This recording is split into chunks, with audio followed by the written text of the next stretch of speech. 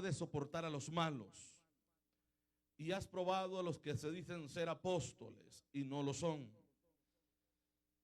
y los has hallado mentirosos, se dice, ¿verdad?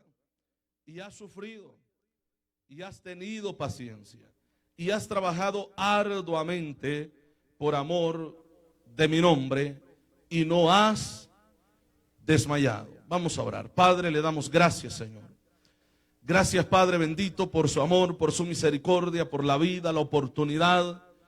Oh Padre Santo, que usted nos permite, nos concede, Padre, en esta hora, Señor amado, poder alabarle, poder acercarnos a usted, Señor, delante de su presencia, poder estar y honrarle, Señor, al mismo tiempo. Señor amado, en este momento oramos para que sea usted hablando a nuestras vidas a través de su palabra. Que esta palabra bendita llegue a lo más profundo de nuestro ser. Que esta palabra, Dios poderosa, bendiga nuestras vidas. Que esta palabra, Dios, que vamos a impartir, que vamos a escuchar también, Señor, sea de grande bendición para cada uno de nosotros, para todos nosotros, Padre Celestial. Fortalécenos a través de ella, bendícenos a través de su palabra, guíenos a través de ella. Lo pedimos en el nombre de Jesús, Padre Celestial. Sea usted haciendo la obra que necesitamos, Señor. Lo pido en esta hora porque tú eres grande y poderoso y porque usted lo puede hacer, Señor amado. Muchas gracias, Dios, por su amor. Gracias por este momento. En el nombre de Jesús lo hemos pedido. Amén y amén. Pueden sentarse, hermanos. Gloria a Dios. Vuelve a tu primer amor. Ese es el tema. Los versículos que hemos leído nos habla de todo lo bueno de la iglesia. ¿Verdad que sí? Y todo lo bueno que no lo dice alguien, ¿verdad? Particular o algún hermano de la iglesia. Lo está diciendo el Señor. Todos los atributos, virtudes que la iglesia tiene, el Señor los resalta y los menciona en los primeros versículos que nosotros hemos leído. ¿Verdad que sí? ¿Los leyó usted?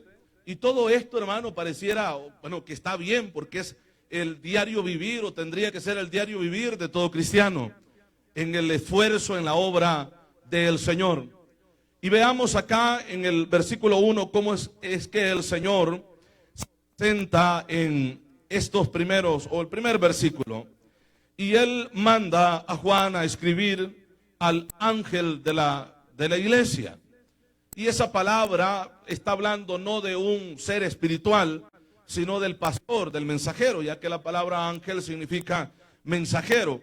Entonces le dice, envía la carta al pastor, envía la carta al predicador, envía la carta al mensajero y dile de esta manera.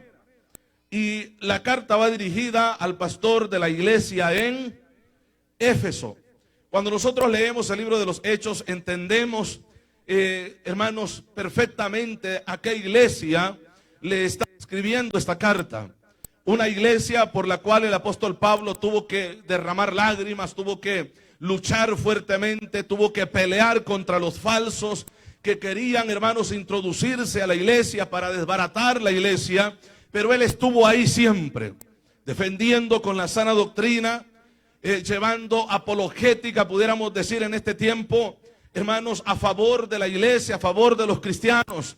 Es una iglesia de la cual el apóstol Pablo se despide y le encarga a los ancianos que tengan cuidado, ¿verdad?, de sus vidas, de la palabra, porque se iban a levantar muchos falsos de en medio de la congregación, personas que se levantarían. Pero el apóstol Pablo les dice, ustedes han sido llamados para esto, para guardar, para cuidar al pueblo, para cuidar el rebaño. Así es que tengan en mente el encargo que Dios les ha dado a ustedes. Entonces, y va pasando el tiempo. Nosotros encontramos incluso en el libro de los Hechos un alboroto que hay en este lugar por causa de estos hombres. El apóstol Pablo, había otro que en ese momento estaba predicando con él, llamado Alejandro, que era una de las personas que andaba con él, ¿verdad?, llevando el mensaje.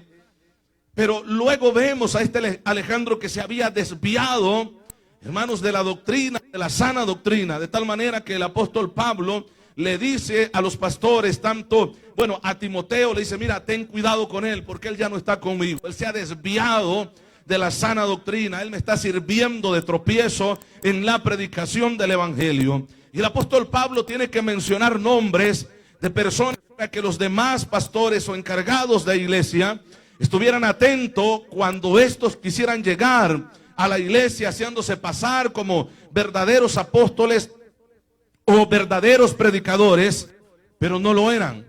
El apóstol Pablo habla acerca de esto. Pero ha pasado el tiempo. Después de la muerte del apóstol Pablo, algo había pasado en esta iglesia. La iglesia en Éfeso, que había tenido como pastor al apóstol Pablo, que había enseñado a la iglesia, que había pasado por ahí, hermanos, hombres como Apolos, que habían servido de maestros a la congregación. Era una iglesia que conocía la palabra, que habían sido instruidos, hermanos, por buenos maestros. Amén, hermanos. Una iglesia que había conocido a los verdaderos apóstoles del Señor y que había visto el sufrimiento de cada uno de ellos. De tal manera que la iglesia tenía ese conocimiento escritural para poder discernir, para poder conocer aquel que era un verdadero y aquel que era un falso siervo del Señor. Y acá en dos de los primeros capítulos nosotros estamos encontrando esto. Dice acá la Biblia, el que tiene, como se presenta el Señor, dice, escribe al ángel de la iglesia en Éfeso, el que tiene las 7 estrellas. ¿Dónde las tiene? En su diestra, ya sea en su mano derecha o a su derecha, el que tiene las 7 estrellas, que habla de los ministros de la iglesia del Señor, que los tiene en sus manos. El que tiene las 7 estrellas. Y luego dice acá, el que anda en medio de los 7 candeleros, que estos 7 candeleros son las 7 iglesias. El Señor dice que Él anda en medio de la iglesia. No dudamos que el Señor está en medio nuestro en esta reunión, porque es una de las promesas que el Señor dejó para la iglesia. Yo voy a estar con ustedes todos los días hasta el fin del mundo. Es lo que dice el Señor. Así es que no dudamos en ninguna manera de que el Señor está con nosotros en este momento.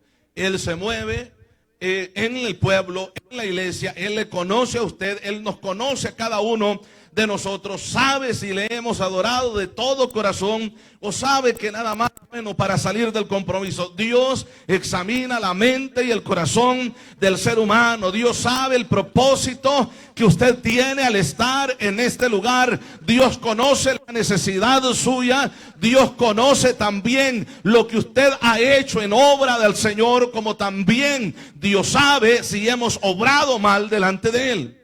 Dios lo conoce. Dios anda en medio de los 7 candeleros, como dice acá la escritura.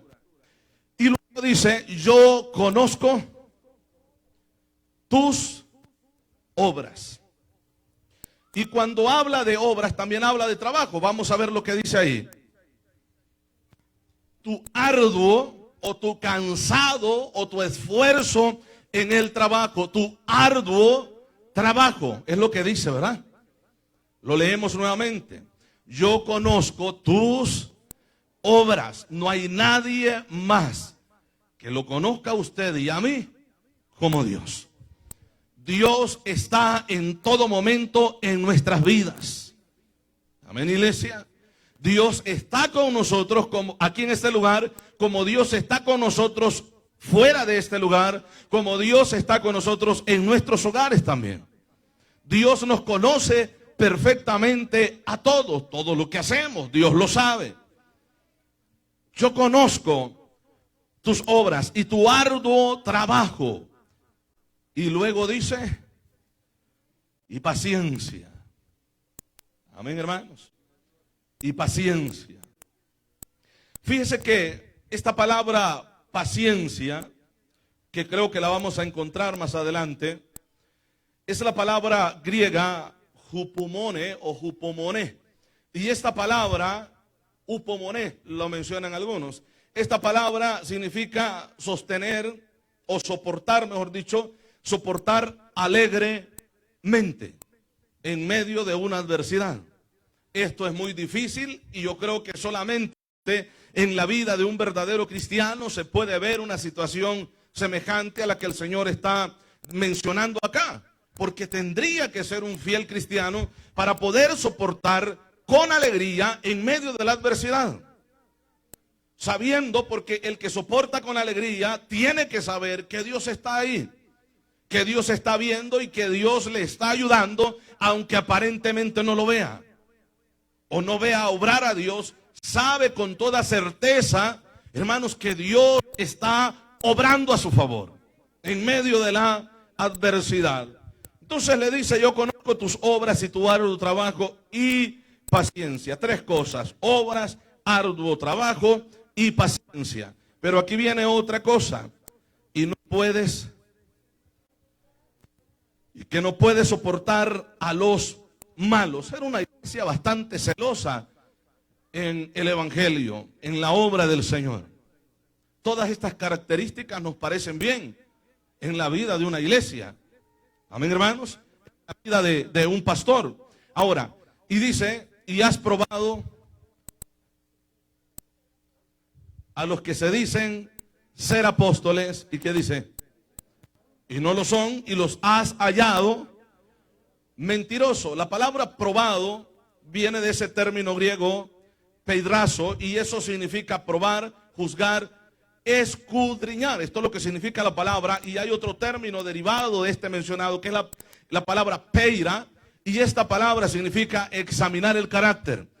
Todas estas cosas todo cristiano debe de saber hacerlo, porque todo esto nos enseña la Biblia que lo tenemos que hacer. Amén, hermanos. Examinar el carácter, probar a la persona, juzgar a la persona o escudriñar. Yo no sé, yo creo que esto se escucha muy común en la vida de mucha gente que dice: no me juzgue o no juzgue, que el único que va a juzgar es Dios.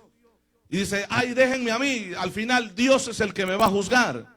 Usted no tiene ningún derecho porque usted es humano igual que yo, y usted no tiene ningún derecho de juzgarme. Momento, la Biblia me dice que sí lo tengo que hacer.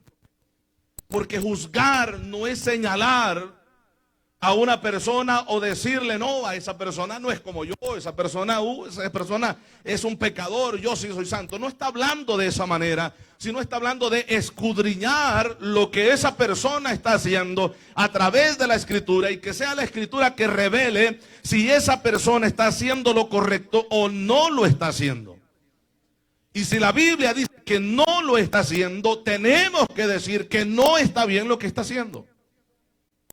Amén. Aunque la otra gente diga: no juzgue, que al final Dios es el que va a juzgar, o ustedes son jueces. Bueno, la Biblia me dice que hay que juzgar. Toda acción que no concuerda con la palabra, tenemos que juzgarlo a través de las Escrituras. Cualquier situación que sea, tenemos que juzgarlo a través de las Escrituras. Amén, hermanos. Así es que cualquier persona que diga: al final Dios es el que va a juzgar, usted no tiene derecho. Esa persona no ha leído la Biblia. O por lo menos si la ha leído no la ha entendido, porque la Biblia así nos manda hacerlo. Y aquí encontramos estas palabras: has probado, ¿verdad? Esta palabra es correcta en la traducción, probar, pero también significa juzgar. Así es que si en la Biblia nosotros encontráramos que dice: y has juzgado a los que se dicen ser apóstoles, hubiera sido una palabra correcta también. Probar, juzgar, escudriñar, examinar, probar o mirar el carácter de la persona. Porque pueden hablar de Dios y pueden referirse a Dios o, hermanos, hablar de las Escrituras. Sí, pueden hacerlo. El problema es lo que hacen. Amén. Porque pueden usar textos bíblicos para poder decir algo, expresar algo, o tratar de llevar una enseñanza o un mensaje. Pueden cernirlo con textos bíblicos, pero nosotros tenemos todo el derecho de juzgarlo, de examinarlo, de probarlo a través de las Escrituras. Amén, hermanos. El desvío escritural, incluso las sectas que ahora hasta el día de hoy existen, todos ellos o todas estas sectas se han levantado a través de un desvío escritural. Todos ellos. De repente en la historia aparece un hombre llamado como José Smith, y que de repente dijo, bueno, que el ángel Moroni se le había aparecido y que le había dado nuevas revelaciones, y comienza a formarse una secta hasta el día de hoy. Pero ¿de dónde comenzó? Bueno, de un desvío escritural. Se apartaron de Dios, se desviaron de la verdad, y de repente comenzaron a tener revelaciones de espíritus, de demonios. Es lo que dice la Escritura, ¿verdad? O el fundador de los Testigos de Jehová, el famoso Russell, que de la misma manera tuvo un desvío escritural. Se desvió de la palabra escuchando a espíritus engañadores. Ahora, ¿nos vamos a quedar callados y decir que ellos son nuestros hermanos porque, bueno, también tienen una Biblia? No, señor. ¿Sí me explico, iglesia? No, señor. Ahora, y aquí estamos hablando de sectas que sabemos claramente de que no son cristianos, pero hay personas o predicadores dentro de la esfera cristiana que se dicen ser cristianos, pero no lo son. Y al no serlo, lo entendemos claramente por lo que enseñan, por lo que predican y por lo que viven. Todas estas áreas tienen que ser examinadas. Pueden hablar muy bonito y pueden hablarte de Dios excelente, pero mírale el testimonio. Amén, hermanos. Obsérvales el testimonio. ¿Alabamos? Hoy temprano publicaba algo o un mensaje de dos mujeres predicando. Las dos estaban predicando la palabra. Una claramente entendemos que estaba enseñando lo que la Biblia dice, pero otra, esta señora Yesenia Ten, ¿verdad? Hablando acerca de, yo creo que en relación al matrimonio, ¿verdad? Y estaba diciéndole de que esa persona que ya el Señor le está diciendo a la hermana, ha de haber sido algún congreso de mujeres, y le está diciendo, ya el Señor a ti te ha dicho, o el Señor te está hablando hoy, de que al llegar a tu casa comiences a barrer tu casa. Saca eso de tu casa. Y eso era el marido. Eso era el marido, y que el Señor ya le estaba diciendo, y considero que lo estaba diciendo, que el Señor estaba hablando a través de ella. ¿Sí me explico? Y toda la gente aplaude porque la mujer se quiere deshacer del que tiene en la casa, porque a lo mejor ha visto a alguien diferente. ¿Sí me explico? Entonces, y todas las mujeres, pienso yo, porque no se ve, considero que no se ve todo el pueblo, pero comienzan a aplaudir y a gritar y a decir que sí, porque hay una sierva que está dando o soltando una palabra de parte de Dios. Ahora, toda persona inteligente, no como los burros que están escuchando y aplaudiendo, que estudie la Biblia, que entienda la Biblia, que venga a la palabra, examina todas esas cosas a través de la Biblia. No le gustó lo que dije, ¿verdad? A lo mejor toqué el ídolo de alguien por ahí. Amén. Le alabamos, hermano. Entonces, examina a través de la Escritura, y que la Biblia no le está mandando eso. Y si la Biblia a ti te dice que no lo hagas, y si alguien, no importa el nombre o el título o la fama que tenga, te está diciendo que lo hagas, no es de Dios. No importa el nombre del ministerio que ocupe, no es de Dios. Amén. Aunque el que o la que lo está diciendo se vea chulo o chula, o se vea como siervo o sierva, no importa, eso es un disfraz. Pero detrás o dentro de ese disfraz hay un lobo rapaz. Amén, hermanos. Influenciado por espíritus de demonios, que está usando a esta persona para decir esas palabras, y quizás en su momento cernidos con algo que dicen que viene de Dios, que tampoco viene de Dios, que están enseñando estas cosas. ¿Alabamos? Pero es que hablan bonito, hermano. Pues es que hablan bonito, pero no viene de Dios. No viene de Dios. Y alabamos.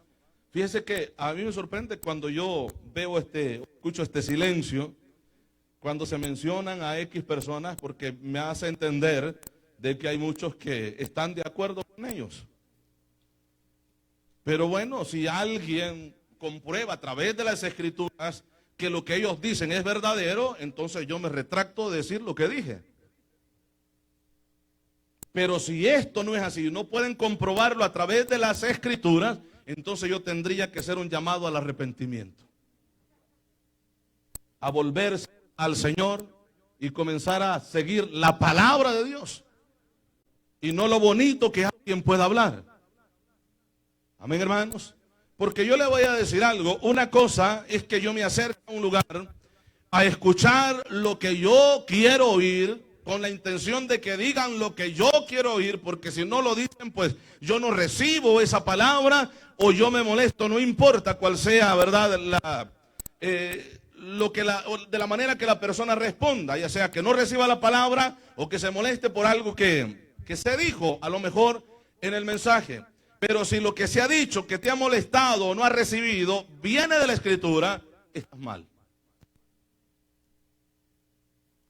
Porque si rechazamos lo que viene de Dios, entonces estamos rechazando a Dios, porque es la palabra del Señor. Entonces, aquí Dios le dice a la iglesia, tú has probado, y estoy seguro que esa iglesia hubiera probado a estos locos también. Y los hubiera comprobado, porque ellos conocían perfectamente el ministerio de un verdadero apóstol. Dice, has probado a los que se dicen ser apóstoles y no lo son. El Señor desde ya dice, no lo son, pero tú los has hallado mentirosos. ¿Ya la vamos? Tú los has hallado mentirosos. Entonces, esa palabra probar que nosotros hemos leído es juzgar también, examinar, escudriñar, y esa palabra también significa examinar el carácter, el comportamiento de la persona que está enseñando, que está predicando. Y alabamos, iglesia. Seguimos, ¿verdad? Gloria al Señor. Entonces leíamos, y has probado a los que se dicen ser apóstoles y no lo son, y los has hallado mentirosos, es lo que dice acá. Y luego dice, y has sufrido y has tenido paciencia. Una vez más encontramos la palabra paciencia. 2 veces ya el Señor la está mencionando a un solo pueblo. Has tenido paciencia. Y como decía, esta palabra que el Señor dice, habla de soportar alegremente. Esa palabra significa constancia. Esa palabra habla de perseverancia. Esa palabra habla de resistir. Has tenido paciencia, has soportado con paciencia, te has parado firme y te has mantenido firme en el camino, a pesar de todos los que han entrado para enseñarte un mensaje diferente. Los has resistido, los has juzgado, los has examinado, y cuando has visto a través de las escrituras que son mentirosos, los has rechazado, y a pesar de que los has rechazado, has mantenido la paciencia por los ataques que te han venido. Porque una de las cosas que debemos de entender es que cuando se predica, o cualquiera que predica la verdad de la palabra o predica las escrituras, téngalo por seguro que no va a ser bien visto para muchas personas. ¿Por qué? Porque la palabra de Dios confronta el pecado nuestro o la desobediencia del desobediente. La palabra de Dios nos confronta haciéndonos ver el error o el pecado en el cual nosotros estamos. Amén, hermanos, o alguien está. La palabra de Dios es como ese espejo, y el escritor decía que el hombre natural se acerca al espejo, mira su rostro, se aparta del espejo, pasan las horas y luego se olvida de lo que vio, del aspecto que vio en el espejo. Así hay muchas personas, son confrontados, y la Biblia se presenta como ese espejo en el cual refleja lo que cada uno de nosotros está viviendo. Si la persona está viviendo bien, la Biblia te va a prometer bendiciones. Si la persona está viviendo mal, la Biblia te va a llamar a un arrepentimiento y te va a decir claramente que si no lo haces, hay un lugar de tormento para todo aquel pecador desobediente dentro y fuera del camino del Señor. Así es la palabra de Dios. La palabra confronta nuestras vidas. Así es que si en algún momento sientes que la palabra de Dios o Dios habla a tu vida a través de la palabra, pues ¿por qué te enojas? Si Dios es lo que quiere, es que nosotros veamos en la situación que nosotros estamos. ¿Por qué irse molesto de un lugar? Porque alguien mencionó algo de lo que tú estás pasando, cuando ni siquiera se lo has contado a nadie. Esto es un indicativo que es Dios que está hablando a tu vida, que Dios es el que quiere corregir tu vida para hacerte un hijo suyo, verdadero, verdadero delante de Dios. Le alabamos, iglesia. Dios es bueno, sea bendito su nombre. Le alabamos a Él. Entonces ese es el propósito de Dios a través de la palabra, confrontar nuestras vidas. Y es por eso que Dios nos deja la Escritura, para que a través de la Escritura nosotros examinemos, probemos, comprobemos todo lo que es verdadero y lo que es justo, de acuerdo a lo que Pablo escribe también a los romanos, o Filipenses, que menciona esto también. Iglesia, creo que esto ya no quiere ya. Gloria al Señor. Ahora, seguimos. Has o sufrido, el verso 3, y has tenido paciencia. Estamos ahí, ¿verdad? Has tenido paciencia y has probado, y has trabajado arduamente por amor de mi nombre. Y luego dice, no has desmayado. Por allá en los primeros párrafos de este texto dice, has sufrido y has tenido paciencia, pero termina diciendo, y no has desmayado.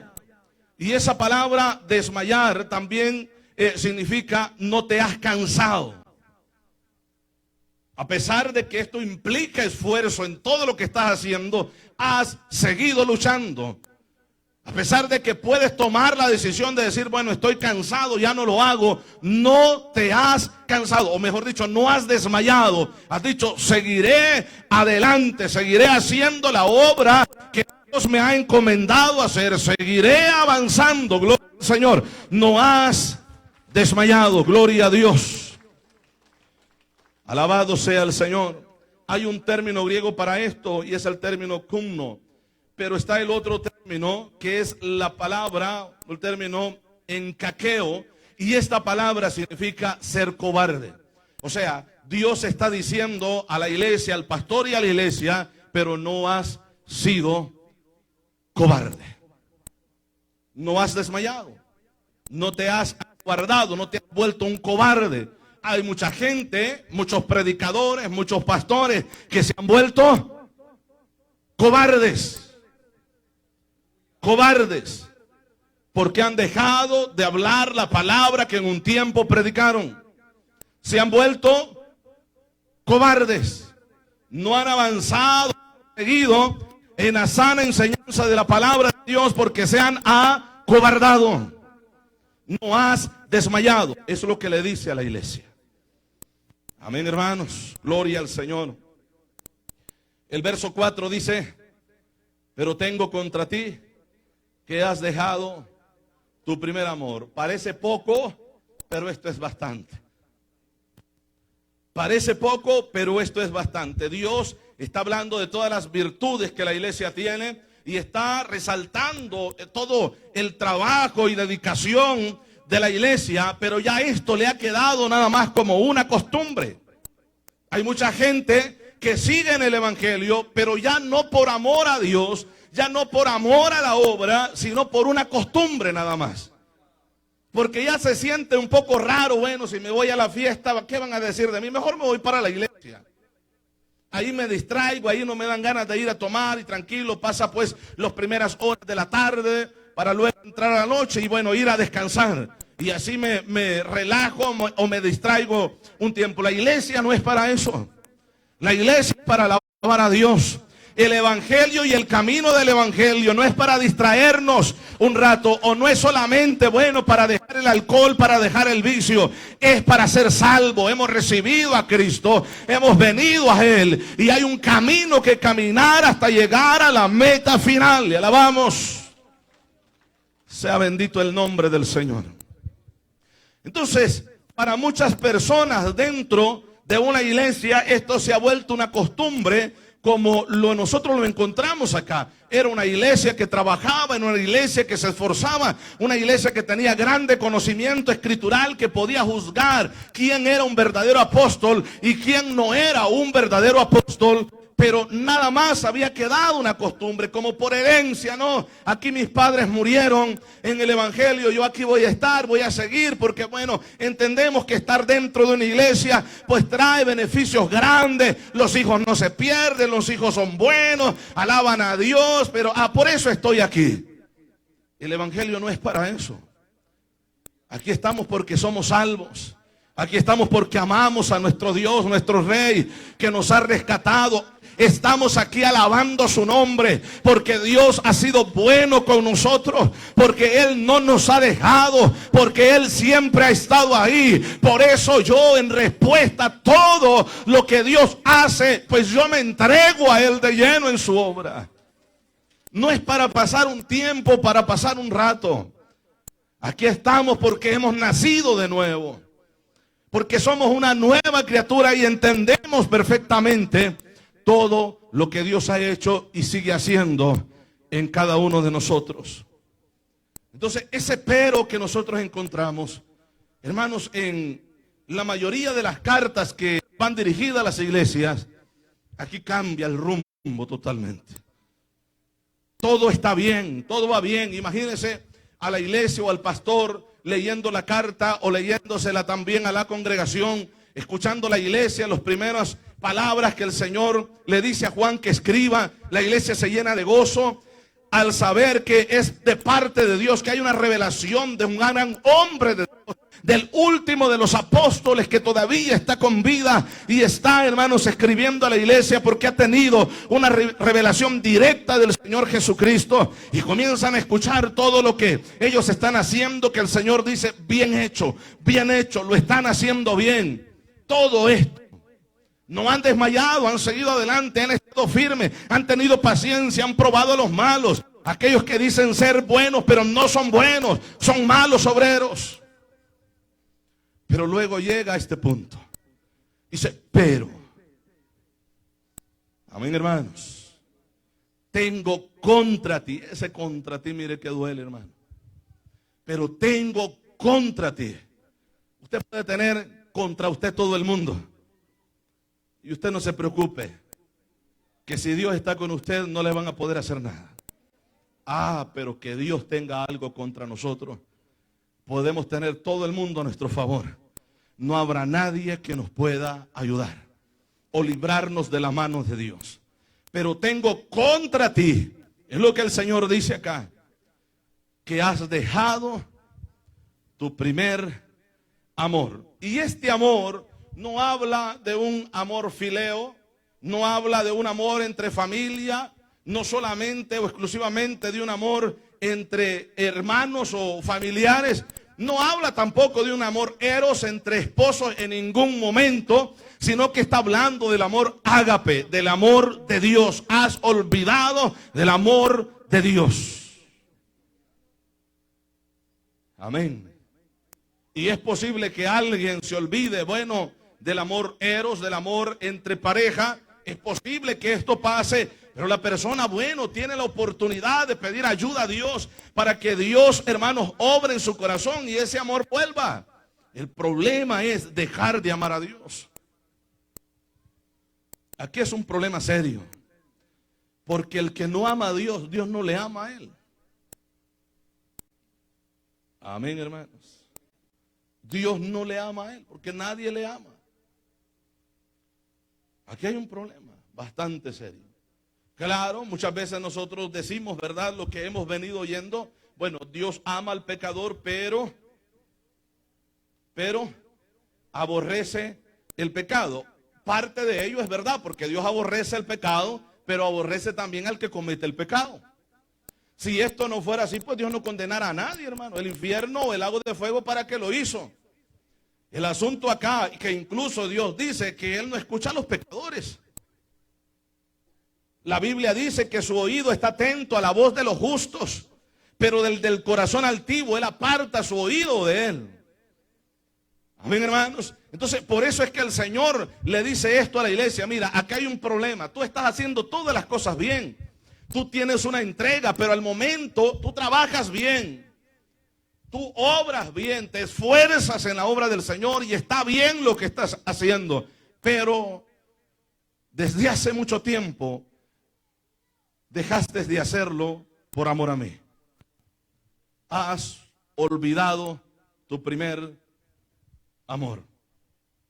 Y aquí viene el llamado de Dios a una conversión, a un arrepentimiento. Por eso es que el verso 5 dice: recuerda, por tanto, de dónde has caído. Hermano, es una iglesia que está trabajando, una iglesia que puede examinar espiritualmente a alguien si es de Dios o no es de Dios, puede examinarlo perfectamente, puede probar si alguien es de Dios o no es de Dios. Una iglesia que no ha desmayado, una iglesia que se ha mantenido firme, una iglesia que ha avanzado en todo momento. ¿Sí o no? ¿Sí o no? Pero es una iglesia que necesita arrepentimiento. Y de esto debemos de tener cuidado nosotros, que no nos vaya a quedar una costumbre nada más. Y qué bueno, sí nos estamos esforzando, qué bueno que lo estamos haciendo, pero ya se está haciendo sin amor. Y si esto pasa así, el llamado de Dios a un arrepentimiento, a un volvernos a Él, estará resonando en nuestros corazones, en nuestros oídos. Amén, hermanos. Porque Dios no solo quiere que obremos para bien, sino que lo hagamos por amor a Él. Porque Él siempre nos ha pedido que todo aquel que le siga, que le ame de todo corazón, de todas sus fuerzas, con toda su mente. ¿Sí o no, hermano? Dios nos pide una entrega completa a Él. Le alabamos. Por tanto, recuerda por tanto de dónde has caído. Es una iglesia que está caída. Y luego le llama al arrepentimiento. Y arrepiéntete. Es lo que dice, ¿verdad? La palabra metanoeo del griego, que es la que se usa acá, habla de pensar diferente.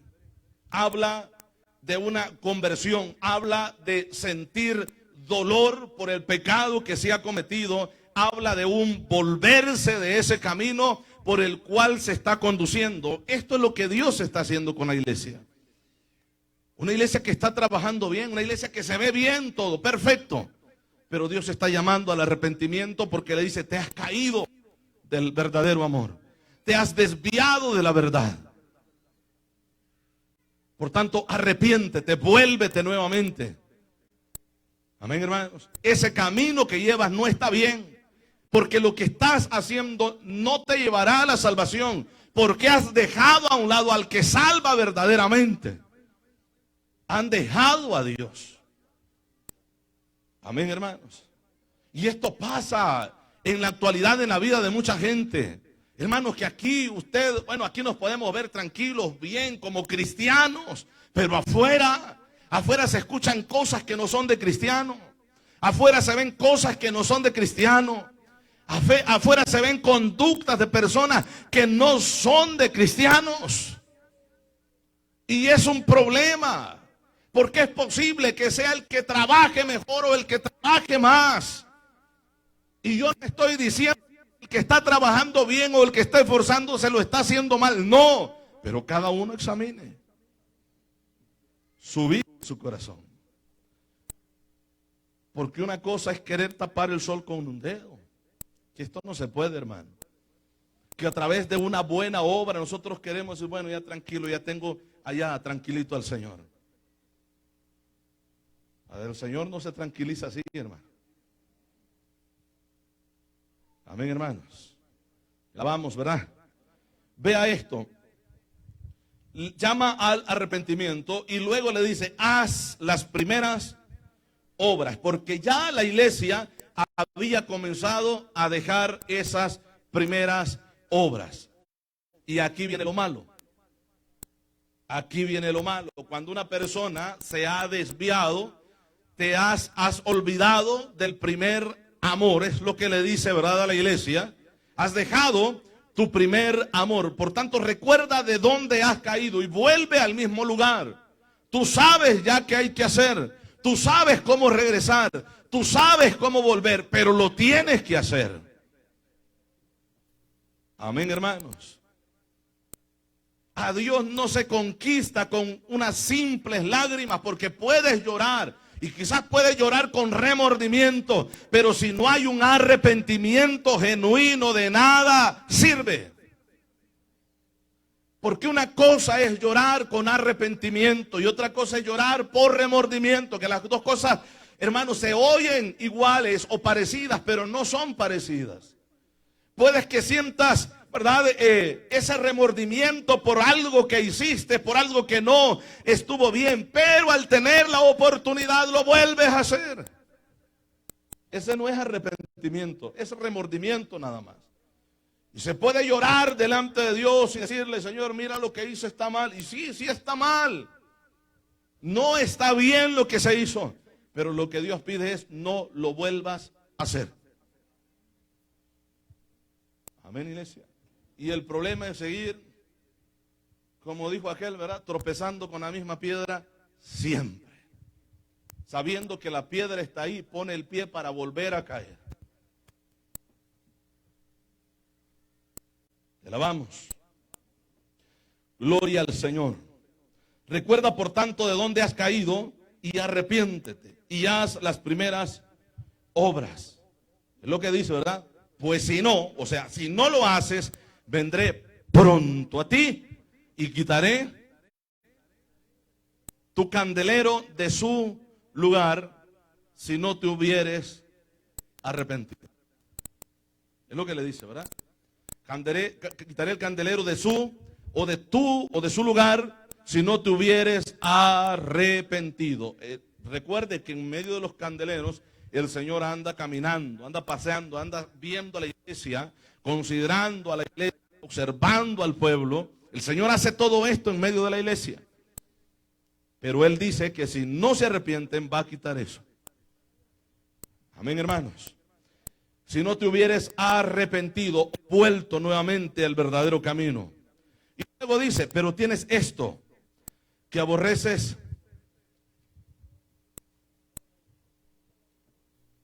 las obras nicolaitas. Es lo que dice, ¿verdad, hermanos? Y fíjese que estos abundaron mucho, incluso en el tiempo de Pablo, de Pedro. Abundaron este grupo, esta secta. Se cree que siguieron a cierta persona llamado Nicolás, ¿verdad?, que fundó esta secta, esta doctrina de esta gente en ese tiempo. Y esa secta de los nicolaitas es la que nosotros estamos viendo reflejada en los apóstoles de hoy en día, en los apóstoles de apóstoles, en los profetas que ahora, bueno, algunos de ustedes ven o escuchan a través, ya sea del YouTube, a través de la televisión, como sea. Es la misma enseñanza, la misma doctrina de estos famosos nicolaitas. La palabra Nico o Nicán, esa palabra significa conquistar. Laos del griego es pueblo. Conquistadores o los que conquistan el pueblo. Esta era una casta de líderes que se consideraban los super ungidos y que solamente había un grupo al cual el Señor revelaba sus cosas para que la dijeran a los demás, y que Dios no podía llegar a nadie más del pueblo sino exclusivamente a estos líderes. Es lo que nosotros estamos escuchando ahora. Hay gente que todo el día hablan con el Señor y que reciben cosas del Señor, y el Señor me habló y el Señor me dijo, y pasan diciendo tantas boberías que dicen que el Señor les dijo a ellos. Amén, hermanos. ¿Por qué? Que son apóstoles, porque son o se hacen llamar profetas, porque supuestamente son los grandes ungidos de esta época y que pueden decir cualquier tontería y la gente la tiene que recibir porque son los super ungidos y que Dios les habla a ellos. Falso. Porque no importa que tanto hayan escalado o hayan llegado, no importa en la altura que ellos se consideren que estén. Si la Biblia no los aprueba, pues la Biblia nos manda lo más bajo, que es el infierno. Amén, hermanos. Porque esto es lo que está diciendo acá. Si no, vendré pronto a ti, si no te hubieres arrepentido. pero tienes esto. Es lo que dice, ¿verdad? Que aborreces las obras de los nicolaítas. Y estos tenían unas enseñanzas tan torcidas que a muchos del pueblo también habían engañado. Y estos nicolaítas hablaban y bueno, decían acerca de Cristo que bueno, sí, había venido, pero se veía corporalmente, pero él no tenía un cuerpo, era un espíritu, era incorpóreo. Así que de tal manera que se veía caminar, pero cuando caminaba no dejaba huellas porque él no pisaba la tierra, porque era espíritu. Era parte de las enseñanzas, de las locuras que esta gente decía en ese tiempo. Y ellos lo decían porque ellos decían que lo recibían del Señor, que el Señor les hablaba porque eran los superestrellas dentro del evangelio, dentro de la iglesia. Pero esta iglesia, dice acá la palabra, que aborrecía esas enseñanzas, porque ellos habían sido instruidos por los verdaderos apóstoles del Señor, con verdadero mensaje de Dios.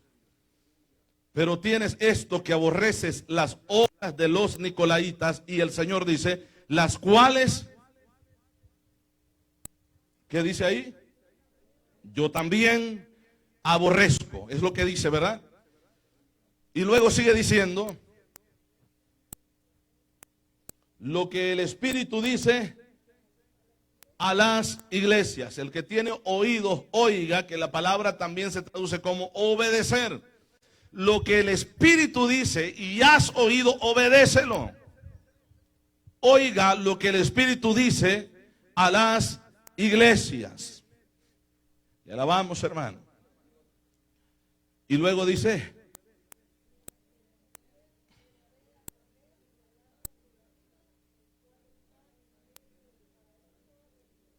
el cual está en medio. Alabamos al Señor, ¿verdad, iglesia? Gloria a Jesús. ¿Hay otro versículo más? Hasta ahí llega, ¿verdad? Ok, entonces dice, pero tienes esto, que aborreces las obras de los nicolaítas, las cuales yo también aborrezco. El que tiene oído, oiga lo que el Espíritu dice a las iglesias. Al que venciere, le daré a comer del árbol de la vida. La palabra vida es la palabra seo. Y esta palabra seo significa, hermanos, una vida de bendición. Dios promete una vida de bendición, no solamente en esta tierra, sino una vida eterna de bendición juntamente con Él. O sea, todo aquel que se vuelva arrepentido, todo aquel que ame y mantenga ese amor al Señor, amén, iglesia, recibirá esa vida y comerá de ese árbol de vida que producirá vida de alegría, vida de gozo en su ser, porque estará en el lugar que se llama, o la Biblia le llama, el paraíso. Al otro día estábamos hablando acerca de esto, ¿verdad que sí, hermanos? Acerca de ese paraíso, o de ese segundo paraíso, como los enumeramos, que registra la Escritura, un tercer paraíso que estuvimos viendo que estaba en el centro de la tierra. Estamos analizando a través de la Escritura esto. Entonces Dios dice, yo te prometo llevarte al cielo, gozar de vida eterna, de vida de bendición junto a mí. Es lo que el Señor está prometiendo aquí. Y alabamos, iglesia. Note lo que dice, sé fiel. Perdón, estoy en el verso, en el 7, perdón. El 7 dice,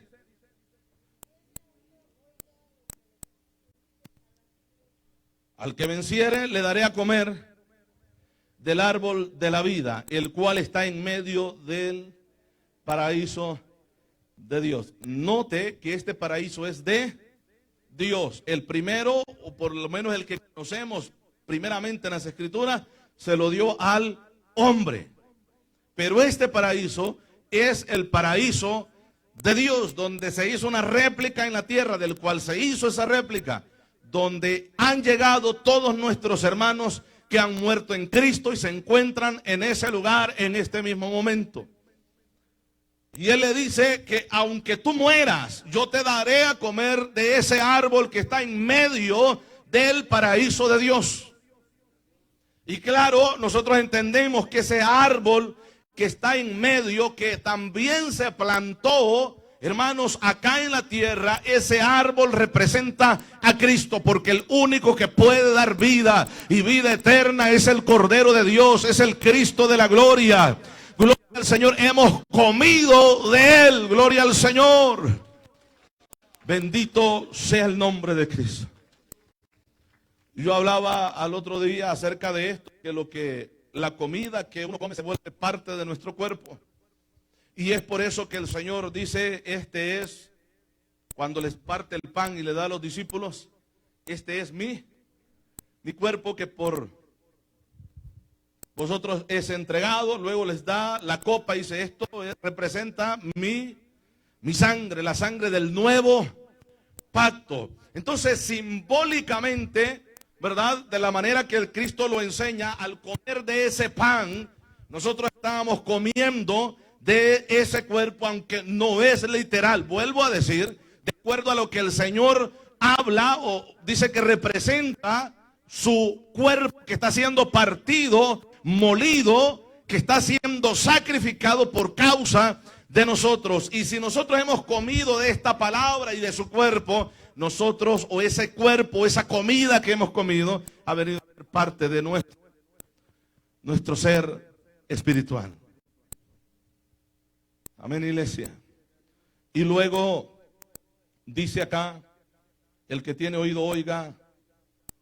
Perdón, estoy siempre me paso al siguiente, iglesia. Dice aquí, sí, el 7, el cual está en medio del paraíso de Dios. Entonces hay una promesa de bendición, iglesia. Pero para poder llegar hasta ahí, Dios le hace un llamado a la iglesia, y el llamado es volver al primer amor. Volver al primer amor. Dios no solamente quiere que trabajemos y nos esforcemos en su obra. Dios quiere que lo hagamos por amor, y que lo que nos impulse a nosotros el hacer la obra del Señor sea el amor a Él. Y si alguien es tan sincero y dice que a mí no me nace de Dios, bueno, necesitas arrepentirte. Es que yo no lo hago porque yo no quiero ser hipócrita. Bueno, necesitas arrepentirte, porque Dios está haciendo un llamado al arrepentimiento. Todo aquel que ha dejado ese primer amor, lo único que puede impulsarnos a hacer la obra de Dios con alegría, con todo nuestro corazón, no importando el esfuerzo, el sacrificio que nosotros hagamos. El que vive en el primer amor estará dispuesto en todo momento a hacer la obra de Dios. Amén, iglesia. Le invito a ponerse sobre sus pies. Vamos a darle gracias al Señor por su amor, por su misericordia, por la bendición de su palabra. Dios nos llama en todo momento a todo aquel que se ha desviado de ese primer amor, se ha dejado ese primer amor, a volver a Él, a buscarle a Él, porque Él puede hacer la obra en el corazón de la persona. Amén, hermanos. Oramos. Padre, le damos gracias, Señor, por su amor, por su misericordia. Gracias por este momento, Padre Celestial. Muchas gracias, Dios, por todo lo que usted nos ha permitido hacer hasta este momento. Gracias por esta bendición de este culto, Señor. Gracias, Dios amado, por todo lo que usted ha hecho. Le agradecemos, Padre Celestial. Muchas gracias, Padre Santo. Muchas gracias, Dios amado. Guarda a este pueblo, cuida a la iglesia. Lo pido